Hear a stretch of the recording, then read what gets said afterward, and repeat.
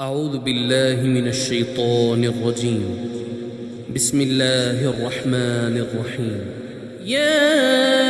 أيها المزمل قم الليل إلا قليلا نصفه أو انقص منه قليلا أو زد عليه ورتل القرآن ترتيلا إنا سنلقي عليك قولا ثقيلا إن ناشئة الليل هي أشد وطئا وأقوم قيلا إن لك في النهار سبحا طويلا واذكر اسم ربك وتبتل إليه تبتيلا رب المشرق والمغرب لا إله إلا هو فاتخذه وكيلا واصبر على ما يقولون واهجرهم هجرا جميلا وذرني والمكذبين أولي النعمة ومهلهم قليلا إن لدينا أنكالا وجحيما وطعاما ذا غصة وعذابا أليما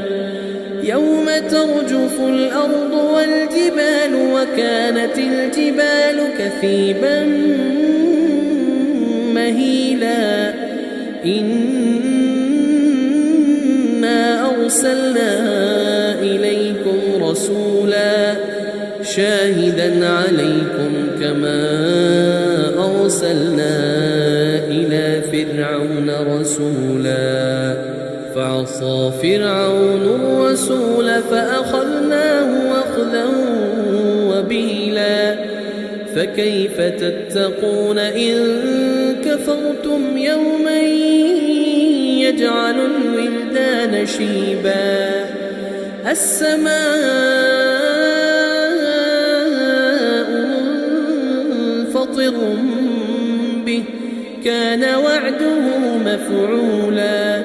إن هذه تذكرة فمن شاء اتخذ إلى ربه سبيلا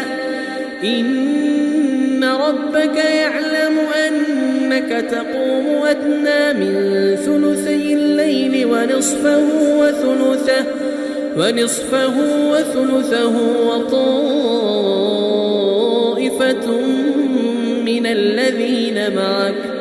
والله يقدر الليل والنهار علم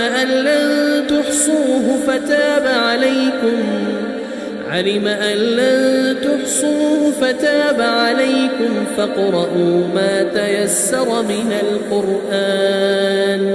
علم أن سيكون منكم مرضى وآخرون يضربون في الأرض يبتغون من فضل الله وآخرون يقاتلون في سبيل الله فاقرؤوا ما تيسر منه وأقيموا الصلاة وآتوا الزكاة وأقرضوا الله قرضا حسنا وما تقدموا لأنفسكم من خير تجدوه عند الله هو خيرا وأعظم أجرا